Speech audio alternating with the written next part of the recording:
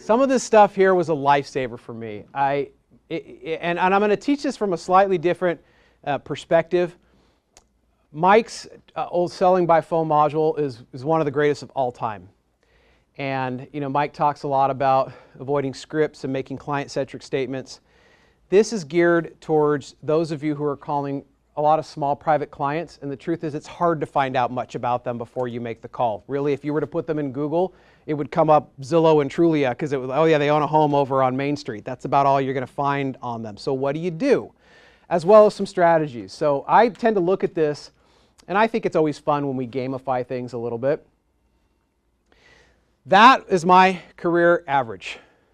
So I knew all my ratios. I knew dials to contacts, contacts to meetings, meetings to proposals, proposals to listings, and I knew how many of my listings on average I tended to close. I knew my co-broke percentage. I knew everything from start to finish. And so what I ended up doing this, and this was part of how I overcame and got even more powerful on the phones as time went on, was I knew that being on the phone was not a game of chance. If I just did it enough, I'd get a deal. It's better than playing the lottery. You can play the lottery your whole life and never even win the cost of your tickets back. But if you stay on the phone with some reasonable amount of skill, guess what? You're going to make money. So the truth is that being on the phone is not like going to Vegas. It's just do it with some skill and don't give up on it and you'll be okay. I would love to tell you, and I can tell you with a lot of confidence, that if you improve your phone skills, you can convert at a higher rate. But I've seen people who really are not that great on the phone, but they do it consistently, make a lot of money. Your calls have to be an appointment. It has to be an appointment. It cannot be when you feel like it. It cannot be when you get around to it.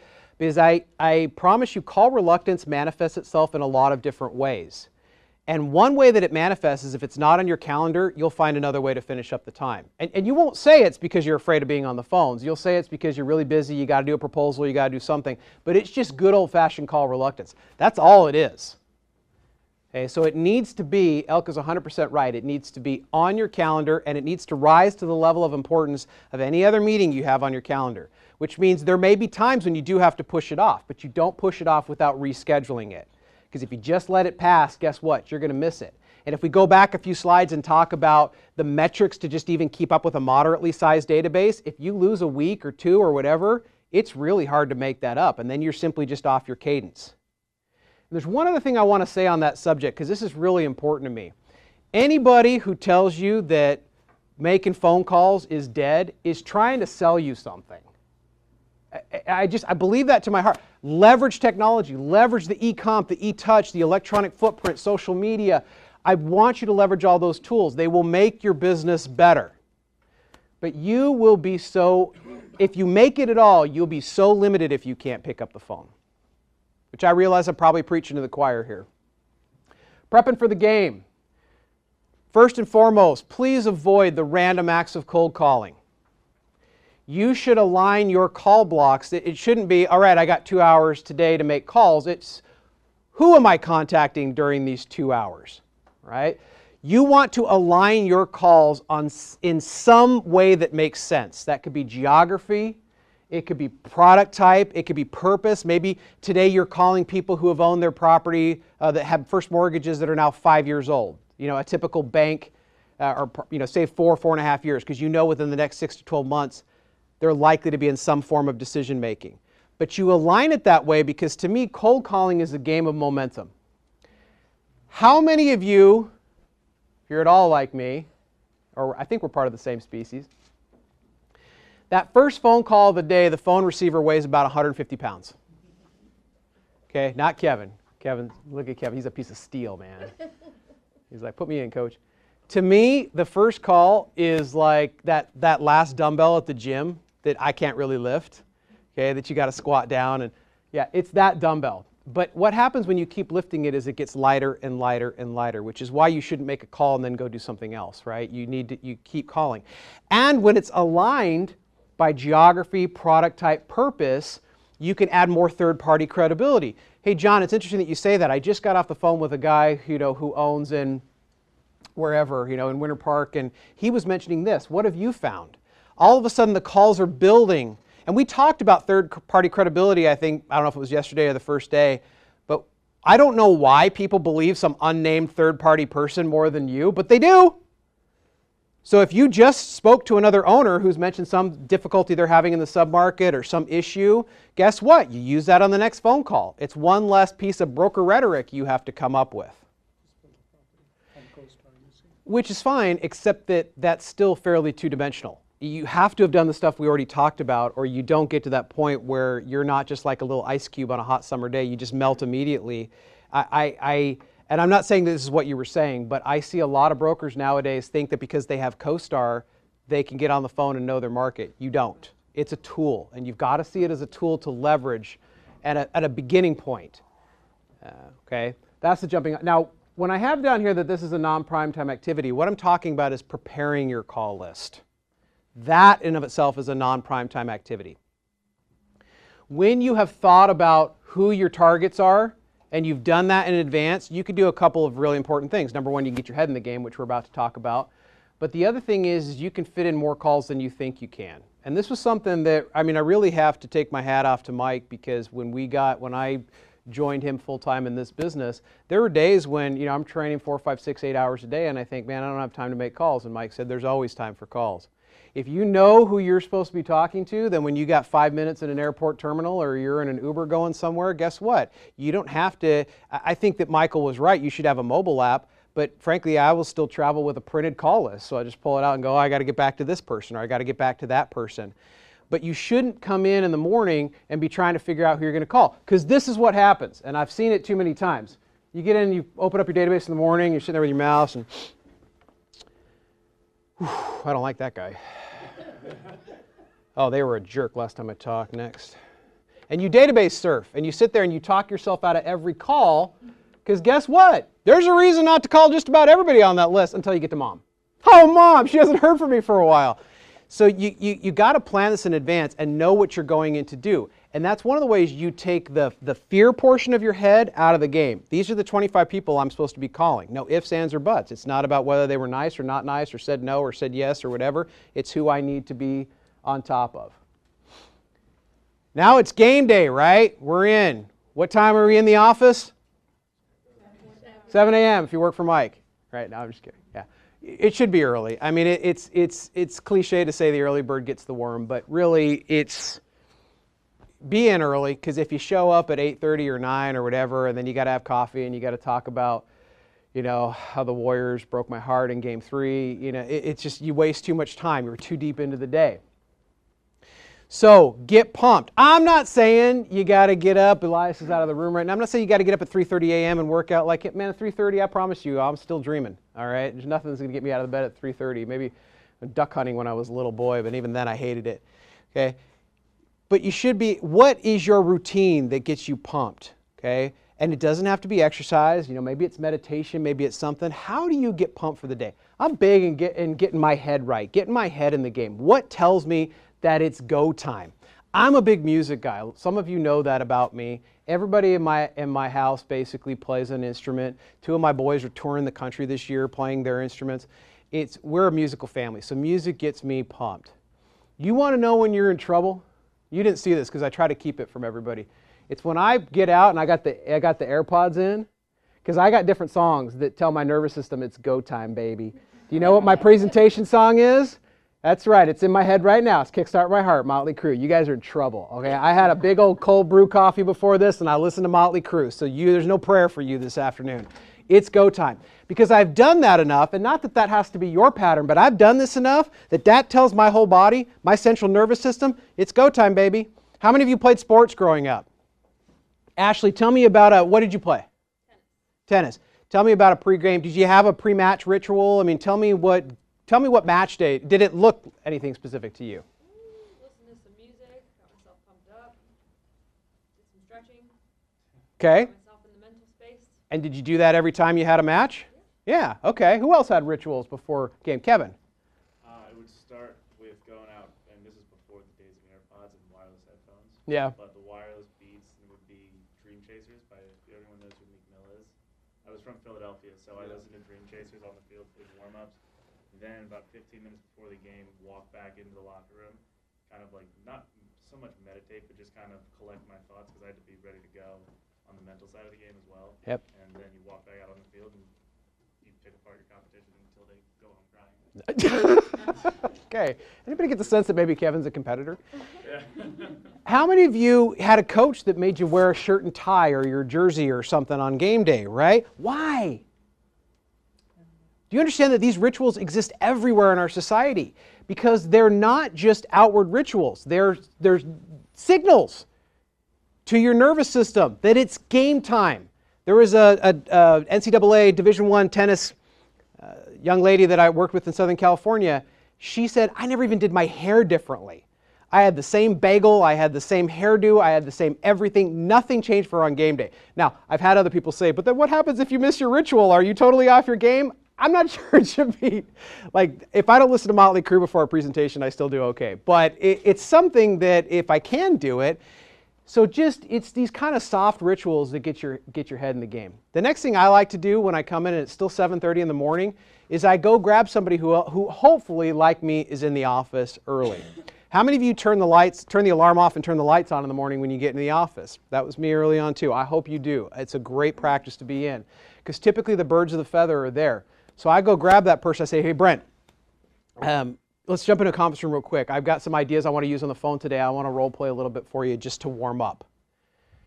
And over time, what I would do is I would do a 4-stage role play with whatever things I was going to talk about that day. You don't warm up with the hardest person ever, okay? You warm up with what I call the lay down.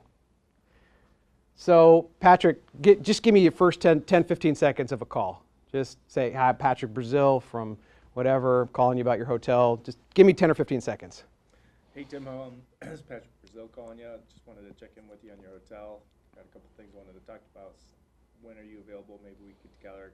Really want to touch base with you. No, I mean, I picked up the phone, so now's a decent time, Patrick. What did you want to talk about? Now we're going to role play. It's called the lay down, right?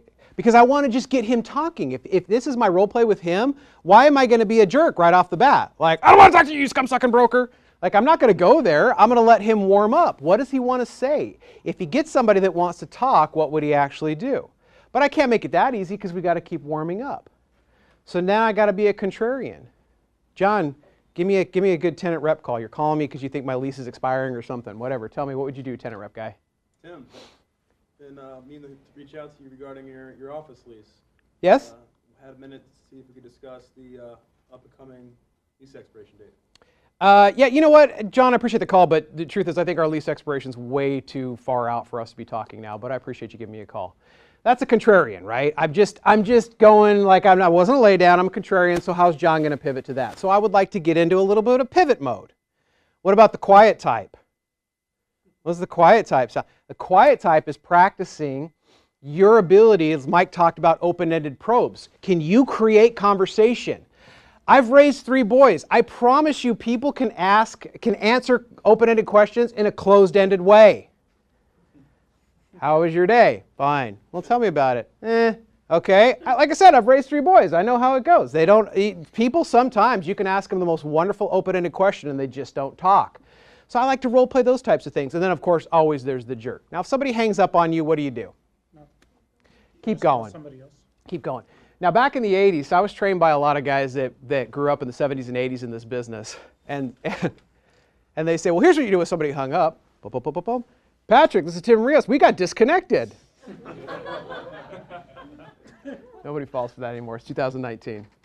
Okay. I role play everything. And I'm really grateful that I was born into a real estate culture that valued role playing. Because what I will never understand about this business, ever, is people's resistance to role playing. Ashley, you played tennis. Can you imagine if like some state championship match was the first time you were trying to figure out how to do a backhand? I mean, it's just ridiculous. You wouldn't even, it's stupid. And yet, how often in this business do we practice on game day? It's ridiculous why we don't put the time into rehearsal to role play. Because when you are in front of a person who can make a decision about buying, selling, or leasing real estate, that's your job interview. Why would you leave it to chance? So before I get on the phone today, because I know if I dial that one out of the next 746 times I dialed that phone as a broker was $20,000 in my pocket, you better believe I'm not messing with that at bat. But I also knew that if I started cold in the morning, it wasn't going to be my best game. So I warmed up before I got on the phone. Now this is maybe what Galvin was talking about when he says he calls his mom. This is how I like to order my calls. And Mike actually alluded to this earlier, and we're very synced up in this way. The first calls are the calls you like to make. These are the easy ones, okay? It might be a past client, it might be a referral, it might be somebody who's just inactive right now, but you know they're not going to bite your head off. Because it just gets those social juices just flowing, and you get in the mode of conversation, the phone gets a little bit less scary. But it's the second ones that are really important. These are the calls you need to make. The tough nuts to crack, the person in your database that yelled at you last time. One of the biggest fees of my career, the first time I cold called this guy, the first words out of his mouth was, "I hate you guys, I will never do business with you again." That was a tough nut to crack. I did 6 deals with him before he passed away. Longer story, and a really, really cool story, but that's the next group of calls you have to make, okay, is the tough nuts. Because if you make the third group first, you will blow your call block time. Because what's going to happen in that third block, these are the calls you want to make. These are the hot leads. These are the people you know are active and are inclined to do business with you. What happens when you make those calls first is your call reluctance manifests in a completely different way. So I get off the phone with Frank, and Frank's one of these third calls that I wanted to make, and he says, "Tim, yeah, we're getting ready to do something. We need some comps in the submarket. We need information about what financing is available." So I hang up with Frank, and what do I start doing? What he asked for. Because I'm so excited that someone's treated me like a human being, and now I actually get to do some real estate deals, that, man, I am Johnny on the spot for Frank now. I'm pulling him comps, and I'm calling mortgage brokers, and I feel like a great commercial real estate broker. The important thing to remember is that there's still a probability of whether or not Frank's going to do business with me. And if he's the only person I have in my pipeline, that's a scary place to be as a broker. Some of you right now probably are struggling with the fact that your pipeline is too thin. And because your pipeline is too thin, you are smothering your deals and your clients. And while it's important to pay attention and to take good care of your clients, smothering your clients is rarely the way to raise probabilities on a deal. So I've got to remember that if I schedule 1 or 2 hours to make calls, I'm calling Frank last because I'm probably going to run off to do something for Frank, and I don't want to take that hour or two that I dedicated to prospecting and give it over to something else simply because it's more comfortable for me to do. That's the order. Yes, Bryce. So on a cold call, if someone says, "Hey, send me some properties," that they bought or whatever you're calling them about, would you stop and do that right No. then, or would you just Nope. put a note I and wait. go back to it later? I wait. And the thing is, Bryce, part of why I do that, I think it's the right thing to do anyway, but I also knew that my call reluctance was big enough that if I stopped, I wasn't going to go back. And so I had to keep the momentum. And here's something I learned at one point. It was a funny way to learn it. We have an overinflated sense of our own self-importance. We just do. And it's part of what it takes to be a broker. If you don't have an ego that's a little outsized to reality, the clients will beat it out of you in the first 2 weeks. So we're kind of an arrogant bunch for the most part. That's okay. I'm not trying to say that we have to be different. But one of the problems here, so I had a deal was closing, and you learn as an investment person, you don't go to your closings, right? Because that's where the commissionectomy happens. So you want to be as far away from your closings as you possibly can. I've heard that. I don't understand. It's a longer story, but that's it. I cannot tell you the number of times where buyer and seller magically negotiate themselves to a fee apart. You know what I'm talking about? Like they bridge all these gaps and all of a sudden we're 50 grand apart, and guess what? The fee just happens to be $50,000 because somewhere in the back of their mind it doesn't belong to them, it doesn't belong to them, it belongs to that person, so let's take it from you. And the more one of Mike's negotiating seminars, he talks about dirty tricks. One of the biggest dirty tricks in investment sales is what we call the 11th hour squeeze. And the 11th hour squeeze is just sitting there like, we're getting ready to sign the papers, and Galvin's a young, hungry broker. Maybe you aren't, maybe you're well established, but he's sitting there and I put my pen down and I don't think we can do this deal. What happens to his heart at that moment? I mean, right? He just swallowed his tongue. Because, man, his mortgage is due. He's been making minimum payments on his credit card. He's got to close this deal. So if Galvin's not ready for that moment, assuming he's there, what is he likely going to do? Well, I'll give you a percentage back. Where that goes. Yeah, what's it going to take to get the deal? And so now I know as a client, I'm getting something. That's a dirty trick, because I promise you, I didn't make it to the closing table without knowing I could do this deal. There are some people that are simply hardwired to keep biting at that apple until you tell them no. So if you're not prepared to say there is nothing, what Mike calls empty cupboard, there's nothing left. We've done everything we can. Okay? Well, let me finish this thought really quickly. So I never went to my closings for that reason. And here's where I learned about, getting back, Bryce, to your point, I'm somewhere I don't have cell coverage. And this is back in the day, I had a Trio. Anybody remember Trios? Yeah, I had my Trio. I had my Trio, and I was someplace that had no cell coverage. And when I got done that morning, and like 6 voicemails popped onto my phone when I got back into coverage area. The first one sounded like this: Tim, you got to call us right away. We're here at the title company. This deal is not going to close. The second voicemail was, Tim, where are you? How come we haven't heard from you? You know, things are on the ropes here. Please give us a call. The third one, Tim, we're working on some solutions, but really we'd love to hear from you as soon as you possibly can. Fourth one, hey, we think we found a solution, but we're working on it. Fifth or sixth one was, hey, we closed and recorded. Thank God you didn't answer the phone. Right? I couldn't, because if I could have, I would have. And I mean, I have to be honest about that. At that point, I wasn't prepared to take a less direct role in that particular aspect of it, but it taught me something. And what it taught me was there's no problem in this business that can't wait 2 hours. Now, sometimes there are genuine emergencies. I'll tell you one more quick story on that. I'm driving into the office one day, and I had a pretty long commute at this time. It was about an hour in commute traffic. And I'm about halfway in, and my wife calls me, and she says, I'm having contractions. I said, okay. She said, but look, don't turn around and come home right now, because I've had the false ones before, so you know it may not be anything. Just go ahead and go into work. I'll let you know if something changes. I walk in, I get to my office, and I get a call from her, I'm in labor. Now, I had a call block scheduled right there, a 2-hour call block scheduled first thing in the morning. As a good broker, what do you think I did? Yeah, I mean, I went home, okay? Every once in a while, I'll have some, every once in a while, I got somebody in the class that goes, you made your calls anyway. I'm like, oh, no, I didn't make my calls. I went home.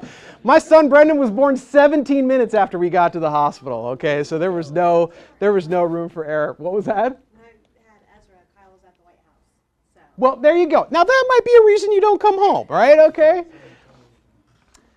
Yes. Are there reasons why? Are there some things that truly rise to the level of being more important than that? Yeah, but it's not a client who says, send me some properties. That can wait 2 hours. In fact, I would suggest to you that there are times and places when you're too Johnny on the spot with your clients. It just leaves them with the impression that you got nothing else to do, which usually is not a great message for them.